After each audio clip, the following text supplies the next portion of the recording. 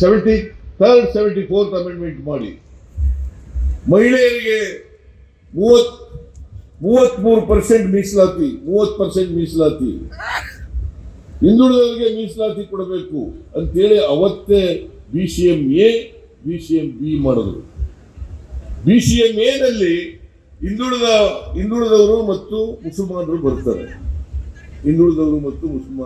BCM ನೀವು ಜಿಲ್ಲಾ ಪಂಚಾಯತಿ member ಆಗಿದ್ದೀರಿ, BCMA BCMB ಬರ್ತದೆ.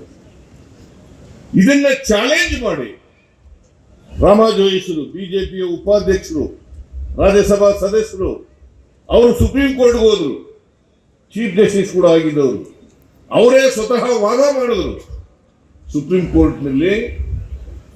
ಕೋರ್ಟ್ನಲ್ಲಿ BCMA BCMB ಮಾಡಿರೋದು 73rd 74th ಅಮೆಂಡ್ಮೆಂಟ್ ಅದು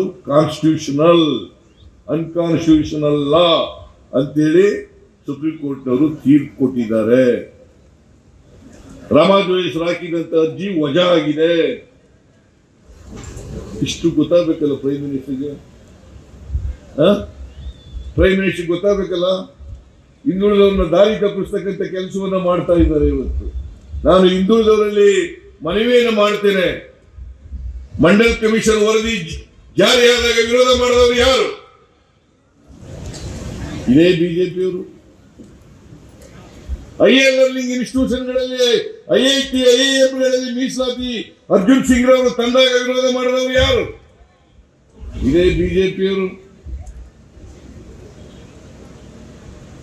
ಮಹಿಳೆಯರಿಗೆ ಮೀಸಲಾತಿ ಕೊಟ್ಟಾಗ, ಹಿಂದುಳಿದವರಿಗೆ ಮೀಸಲಾತಿ ಕೊಟ್ಟಾಗ ತಾಲೂಕು ಪಂಚಾಯತಿ, ಜಿಲ್ಲಾ ಪಂಚಾಯತಿ, ಮುನ್ಸಿಪಾಲಿಟಿಗಳು ಮತ್ತು ನಗರ ಪಾಲಿಕೆಗಳಲ್ಲಿ ಮೀಸಲಾತಿ ಕೊಟ್ಟಾಗ ವಿರೋಧ ಮಾಡಿದವರು ಯಾರು?